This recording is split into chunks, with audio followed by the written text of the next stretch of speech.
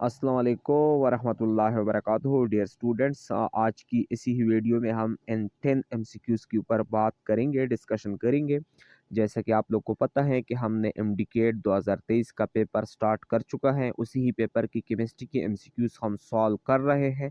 हमने ऑलरेडी कुछ MCQs solve कर चुके हैं मुख्तलिफ वीडियोज़ में। हाँ, अभी तक अगर आप लोगों ने वो वीडियोज़ नहीं देखी हैं तो सबसे पहले जाके वो वीडियो देख लें। इसी ही प्लेलिस्ट में वो वीडियो अवेलेबल है। हाँ, अगर आप लोग को कहाँ पे क्वेश्चन हो, डाउट्स हो तो क्वेश्चन भी कर सकते हो, कमेंट में भी कर सकते हो, व्हाट्सएप भी कर सकते हो। हाँ, अगर वीडियो अच्छी लगी तो फिर भी कमेंट्स करें, लाइक करें, शेयर करें। अच्छा, रिस्पॉन्स ज़रूर दें। अच्छा, आज की लेक्चर में जो फर्स्ट एमसीक्यूज़ है हमारे साथ, जिसके ऊपर हमने डिस्कशन करना है, वो ये वाला एमसीक्यूज़ है डियर स्टूडेंट्स। 141 है। Which of the following alkyl halide has the highest boiling point? हाँ, इसी ही टेस्ट में तकरीबन 4-5 एमसीक्यूज इस तरह आए थे कि किसका बॉइलिंग पॉइंट हाईएस्ट है। हाँ, ऑलरेडी 2 एमसीक्यूज या 3 एमसीक्यूज हमने सॉल्व कर चुके हैं इसी एमसीक्यूज लाइक एमसीक्यूज कि किसकी बॉइलिंग पॉइंट हाईएस्ट है। अच्छा स्टूडेंट, ये एमसीक्यूज सेकेंड ईयर केमिस्ट्री का यूनिट नंबर 17 अल्काइल हैलाइड की चैप्टर से लिया गया है। अल्काइल हैलाइड की फिजिकल प्रॉपर्टी से ये एमसीक्यूज लिया गया है। स्टूडेंट्स देख ले, एन ब्यूटाइल है, फिर आइसोब्यूटाइल है, एन ब्यूटाइल है, आइसोब्यूटाइल है। हाँ, दोनों के साथ आयोडाइड अटैच है। हाँ, हमें पता है कि स्ट्रेट चेन जो अल्काइल ग्रुप होते हैं उनका बॉइलिंग पॉइंट ज़्यादा होती है, क्योंकि स्ट्रेट चेन एन चेन वाले अल्काइल की सरफेस एरिया ज़्यादा होती है। यहाँ दोनों के साथ आयोडीन है। हाँ, एन ब्यूटाइल के साथ आयोडाइट है, आइसोब्यूटाइल के साथ भी आयोडाइट है। आयोडाइट मतलब दोनों के पास तो आयोडीन है, लेकिन n butyl isobutyl, n butyl का सरफेस एरिया ज़्यादा है आइसोब्यूटाइल से। इसी वजह से एन ब्यूटाइल में लंडन डिस्पर्शन फोर्स स्ट्रांगर होगी आइसोब्यूटाइल से। यहाँ पे इन दोनों में ए और बी ऑप्शन में हम अगर देखें तो इन ब्यूटाइल की बॉइलिंग पॉइंट ज़्यादा होगी।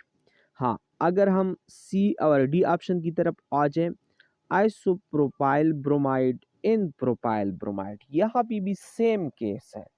इन प्रोपाइल जो है इसकी दोनों आइसोप्रोपाइल में देखे ब्रोमाइड है, इन प्रोपाइल में भी ब्रोमाइड है, दोनों के पास ब्रोमीन है। हाँ, यहाँ पे भी इन प्रोपाइल की बॉइलिंग पॉइंट ज़्यादा होगी, क्योंकि इन प्रोपाइल का सरफेस एरिया ज़्यादा होता है। जिनका सरफेस एरिया ज़्यादा होता है वहाँ लंडन डिस्पर्शन फोर्स की स्ट्रेंथ ज़्यादा होती है। जहाँ लंडन डिस्पर्शन फोर्स की स्ट्रेंथ ज़्यादा हो उसी का बॉइलिंग पॉइंट भी ज़्यादा। हाँ, यहाँ पे सी और डी, एक आइसोप्रोपाइल है, एक एन प्रोपाइल है। एन प्रोपाइल ब्रोमाइड का बॉइलिंग पॉइंट आइसोप्रोपाइल ब्रोमाइड से ज़्यादा होगी। हाँ, दूसरी तरफ बॉइलिंग पॉइंट जब मॉलिक्यूलर मास भी बढ़ जाता है तो फिर बॉइलिंग पॉइंट भी इंक्रीज हो जाता है। आइसोप्रोपाइल इन प्रोपाइल से तो ब्यूटाइल का मास ज़्यादा होता है। प्रोपाइल से यानी इन प्रोपाइल हो या आइसोप्रोपाइल हो, इन दोनों से ब्यूटाइल का मास ज़्यादा होता है। आया वो ब्यूटाइल है, एन ब्यूटाइल है या आइसोब्यूटाइल है, लेकिन ब्यूटाइल का मास प्रोपाइल से ज़्यादा होता है। दूसरी तरफ आयोडीन है, नीचे ब्रोमीन है, ब्रोमीन से आयोडीन का मास भी ज़्यादा होता है। इसी वजह से इन ब्यूटाइल, इन ब्यूटाइल का बॉइलिंग पॉइंट हाईएस्ट। एक तो इन ब्यूटाइल मतलब ब्यूटाइल का मास प्रोपाइल से हाईएस्ट होता है। फिर तो आइसोब्यूटाइल भी है, लेकिन आइसोब्यूटाइल का रीज़न बताया सरफेस एरिया।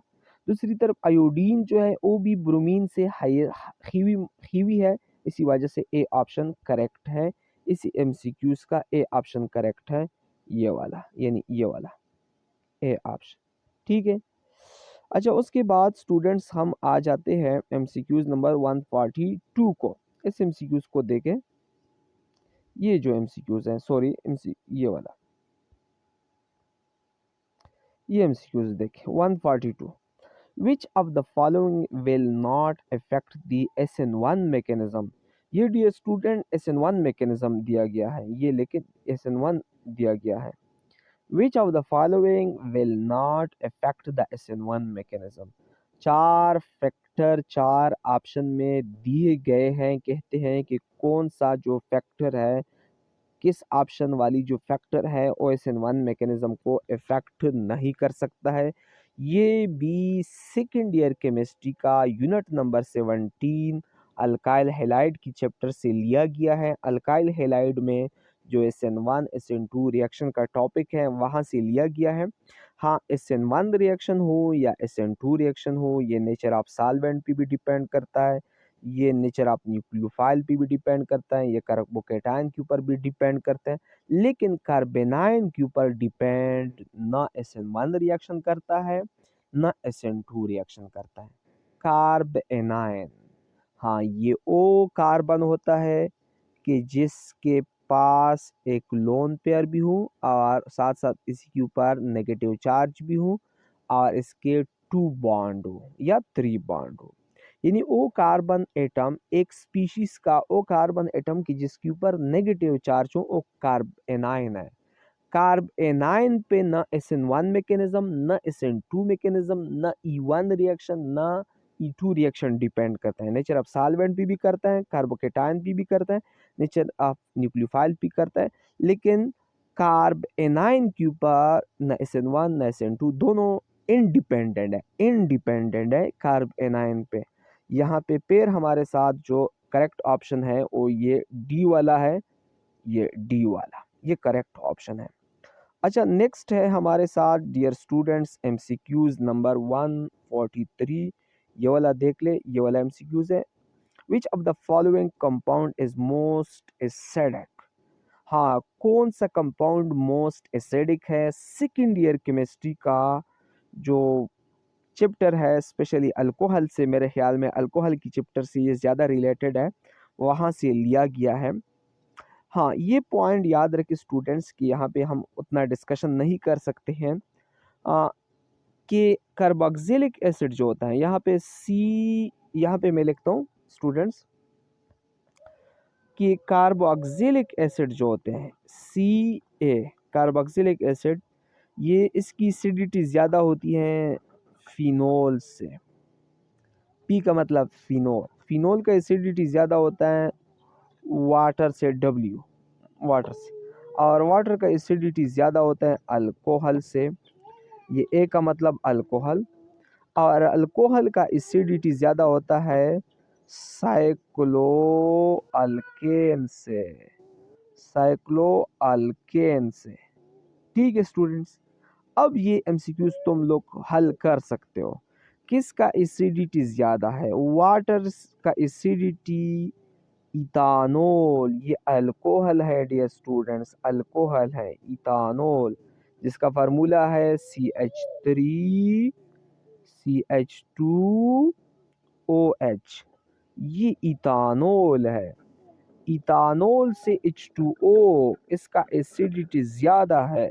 यहाँ पे तो जो हमारे साथ बी ऑप्शन है बिल्कुल ये करेक्ट नहीं हो सकता है, क्योंकि इथानोल अल्कोहल है, अल्कोहल से वाटर मोर एसिडिक होता है। हाँ, फिर लिखा है ये डी ऑप्शन की तरफ देखिए, साइक्लोहेक्सानोल। अच्छा, इसकी मैं स्ट्रक्चर ड्रा करता हूँ, साइक्लोहेक्सानोल, इसकी मैं स्ट्रक्चर ड्रा करता हूँ, 1 मिनट, ये मैं रिमूव करता हूँ ये लिखाई वगैरह।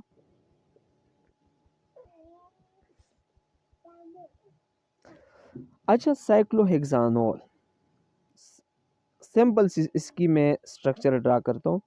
ये हुआ साइक्लोहेक्सेन और ये हुआ साइक्लोहेक्सानोल।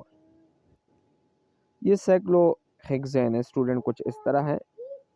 तमाम बॉन्ड साइक्लोहेक्सानोल में सिंगल होते हैं, कार्बन कार्बन बॉन्ड्स। हाँ, साइक्लोहेक्सानोल, इसका एसिडिटी तो वाटर इथानोल दोनों से कम होता है। फिनोल तो छोड़े, कार्बोक्सिलिक एसिड तो छोड़ दे, साइक्लोहेक्सानोल की एसिडिटी वाटर फिनोल सबसे कम होती है। ये ऑप्शन भी ठीक नहीं है, गलत है स्टूडेंट्स। अब बात आ गई वाटर और फिनोल की तरफ स्टूडेंट्स। हाँ, अभी मैंने कहा कि फिनोल जो है इसका एसिडिटी वाटर से भी ज़्यादा है। क्यों? क्योंकि फिनोल, ये फिनोल है डियर स्टूडेंट्स, ये फिनोल है। यहाँ पे डबल बॉन्ड, इस तरह डबल बॉन्ड और यहाँ OH, ये फिनोल है। यहाँ पे 2 लोन पेयर भी होते हैं इस तरह। अच्छा स्टूडेंट्स, ये फिनोल है। ये फिनोल जब ये हाइड्रोजन लॉस कर दे तो इस ऑक्सीजन के ऊपर नेगेटिव चार्ज आएगा।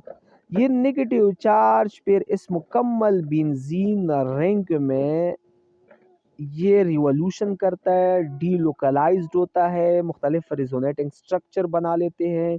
ये नेगेटिव चार्ज सिर्फ ऑक्सीजन एटम के ऊपर पर नहीं होता है, ये नेगेटिव चार्ज पूरे बेंजीन रिंग में डिस्ट्रीब्यूट हो जाता है। इसी वजह से फिनोल जब हाइड्रोजन लॉस कर दे तो उसका जो पिनो ऑक्साइड आयन होता है, इस स्पीशीज को हम पेयर कहते हैं पिनो ऑक्साइड आयन। ये फिनो ऑक्साइड आयन स्टेबल होता है, इसी वजह से इसका एसिडिटी पेयर ज़्यादा होती है अल्कोहल से, वाटर से, साइक्लोहेक्सानोल से, इथानॉल वगैरह से। इसी वजह से सी ऑप्शन जो है ये करेक्ट है। अगर हम वाटर देख लें तो वाटर का फार्मूला कुछ इस तरह होता है। हाँ, यहाँ पे ये हाइड्रोजन जब ये लॉस कर दे तो यहाँ पे जो नेगेटिव चार्ज आ जाता है वो ये नेगेटिव चार्ज इस हाइड्रोक्सिल आयन के ऊपर फिक्स्ड होता है, लोकलाइज्ड होता है। ये सिर्फ इस ऑक्सीजन के ऊपर रहता है, इसी वजह से ये हाइड्रोक्सिल आयन पर अनस्टेबल होता है, इसी वजह से इसकी एसिडिटी कम होती है फिनोल से। अच्छा उसके बाद स्टूडेंट्स हमारे साथ जो MCQs नंबर 144 है, ये वाला MCQs है 144। Buffer capacity as maximum when both components have. Buffer का कैपेसिटी तब हाई होता है जब दोनों कंपोनेंट की, यानी बफर क्या होता है? बफर एक मिक्सचर होता है वीक एसिड का and at salt with strong base, या weak base and at salt with strong acid. दोबारा देखिए, बफर एक मिक्सचर है weak acid and at salt with strong base, या weak base and at salt with strong acid का। हाँ, buffer का capacity तब मैक्सिमम होता है जब दोनों की कंसंट्रेशन हाई भी हो और इक्वल भी हो, इसी वजह से यहाँ पे डी ऑप्शन करेक्ट है। ठीक है। अच्छा उसके बाद ये MCQs कहाँ से लिया गया है? ये फर्स्ट ईयर केमिस्ट्री का यूनिट नंबर डियर स्टूडेंट्स जो हमारे साथ 8 है, unit number 8 acid and base, वहाँ से ये MCQs लिया गया है। फर्स्ट ईयर केमिस्ट्री का unit number 8 acid and base, वहाँ पे ये बफर सोल्यूशन का टॉपिक अवेलेबल है, वहाँ से लिया गया है। उसके बाद डियर स्टूडेंट्स हमारे साथ जो MCQs हैं वो 145 है, ये वाला देख ले स्टूडेंट्स, ये MCQs है। अच्छा इस MCQs में देखें, if the solubility product value is large the salt is in water is, if the solubility product value is large the salt in water is more soluble। हाँ, आसान MCQs हैं। जब सोलबिलिटी प्रोडक्ट की value ज़्यादा हो इसका मतलब होता है कि साल्ट वाटर में ज़्यादा सॉल्युबल है। ये फर्स्ट ईयर केमिस्ट्री का यूनिट नंबर 7 केमिकल इक्विलिब्रियम से लिया गया है। केमिकल इक्विलिब्रियम में सोलबिलिटी टॉपिक आखिरी टॉपिक यूनिट में सेकंड लास्ट टॉपिक अवेलेबल है, वहाँ से लिया गया है। ए ऑप्शन करेक्ट है इसी MCQs का। अच्छा डियर स्टूडेंट्स, उसके बाद हमारे साथ जो MCQs हैं वो 146वां MCQs है। ये देखें 146, ये MCQs है। The unit of rate constant K is dm cube mole inverse second inverse for a chemical reaction the order of reaction is. कहते हैं कि ये यूनिट अगर रेट कांस्टेंट K का हो, ये वाला अगर रेट कांस्टेंट K का अगर ये यूनिट हो तो ये कौन सी रिएक्शन होगी, यानी कौन सा ऑर्डर रिएक्शन होगा? First order, second order, third order, zero order वगैरह, कौन सी ऑर्डर ऑफ रिएक्शन होगी? ये फर्स्ट ईयर केमिस्ट्री का जो केमिकल काइनेटिक चैप्टर है यूनिट नंबर 9 केमिकल काइनेटिक की चैप्टर से ये MCQs लिया गया है। याद रखें स्टूडेंट्स के फर्स्ट ऑर्डर जो है, फर्स्ट ऑर्डर इसका यूनिट है सेकेंड इनवर्स, ये सिर्फ यूनिट है। सेकेंड इनवर्स या मिनट इनवर्स या आवर इनवर्स, यानी सिर्फ टाइम इनवर्स। टाइम इनवर्स ये फर्स्ट ऑर्डर की यूनिट होती है। हाँ, अगर यूनिट जीरो ऑर्डर की तरफ आ जाए, जीरो ऑर्डर की, इसका यूनिट है मोल, मोल डीएम क्यूब इनवर्स, हाँ सेकेंड इनवर्स, ये यूनिट है जीरो ऑर्डर की, ये जीरो ऑर्डर के लिए यूनिट है। हाँ, उसके अलावा अगर स्टूडेंट्स यूनिट हो डी एम क्यूब, हाँ इसके ऊपर स्क्वायर हो, मोल इनवर्स हो, हाँ इसके ऊपर स्क्वायर हो, और सेकेंड इनवर्स हो, और इसके ऊपर भी स्क्वायर हो, ये थर्ड ऑर्डर की यूनिट होती है, थर्ड ऑर्डर की यूनिट होती है।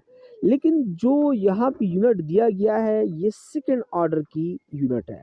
DM cube, mole inverse, kelvin inverse, ये सेकेंड ऑर्डर की यूनिट है। यहाँ पे करेक्ट ऑप्शन डी ऑप्शन है स्टूडेंट्स। अच्छा ठीक है स्टूडेंट्स, उसके बाद हमारे साथ एमसीक्यूज है 147, ये वाला एमसीक्यूज है।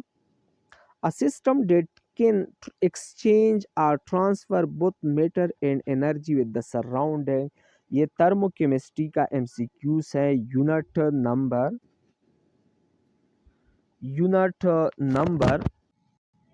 ये थर्मोकेमिस्ट्री का एमसीक्यूज है। यूनिट नंबर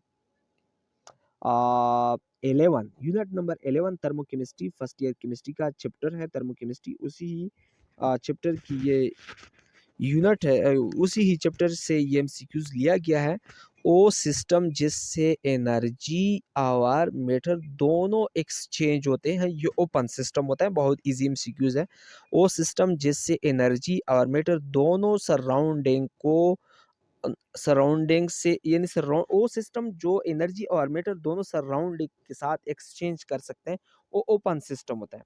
अगर सिर्फ एनर्जी एक्सचेंज कर सकता है, मैटर को एक्सचेंज नहीं कर सकता है, तो फिर वो होता है क्लोज सिस्टम, क्लोज सिस्टम।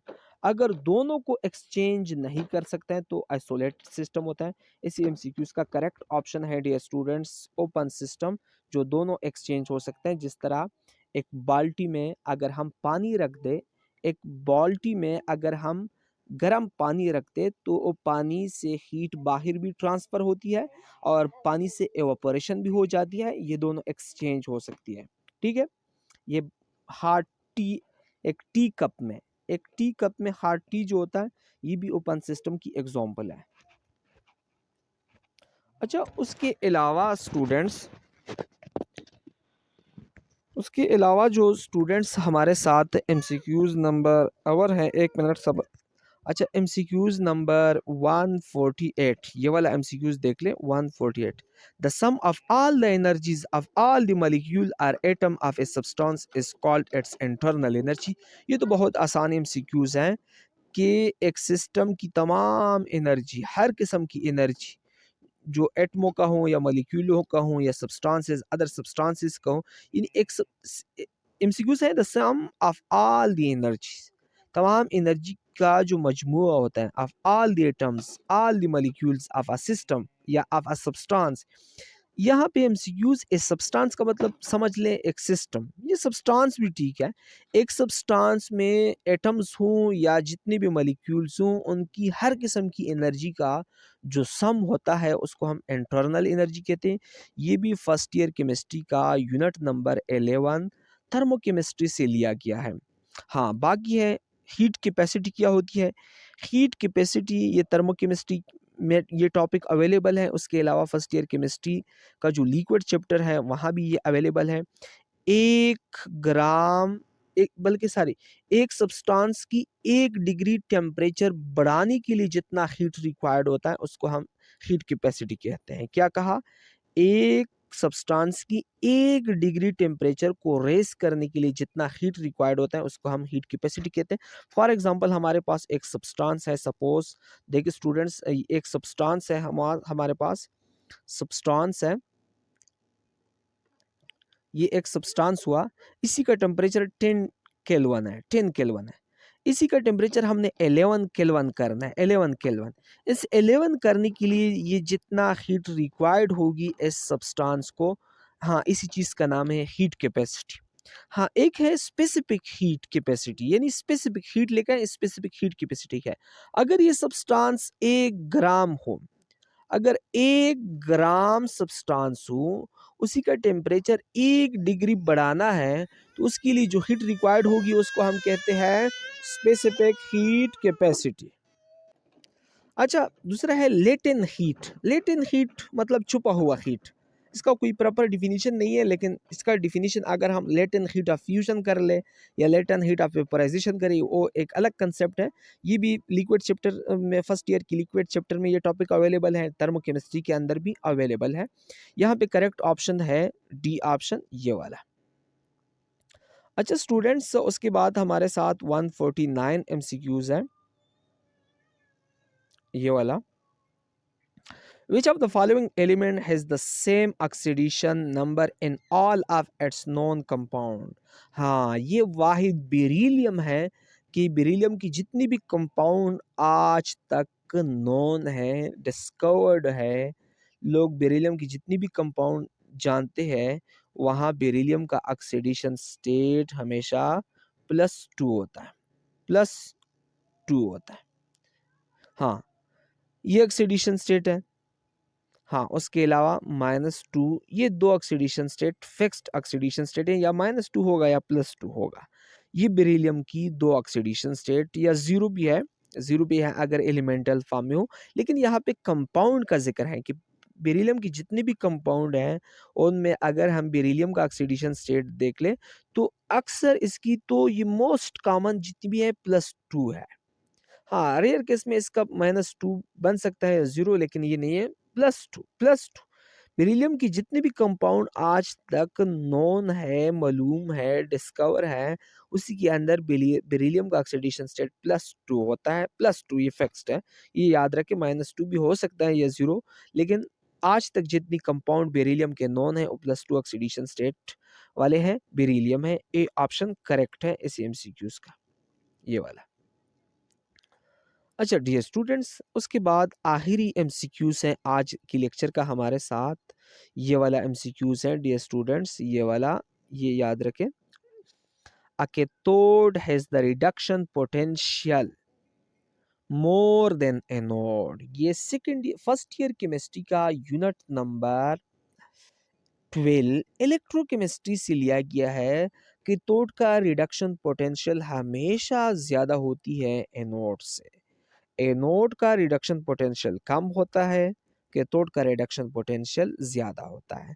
ये अगर एमसीक्यूज हम डिटेल के साथ देख ले तो ये इलेक्ट्रोकेमिस्ट्री में जो इलेक्ट्रोकेमिकल सीरीज़ है, इलेक्ट्रोकेमिकल सीरीज़ एक टॉपिक है, इलेक्ट्रोकेमिकल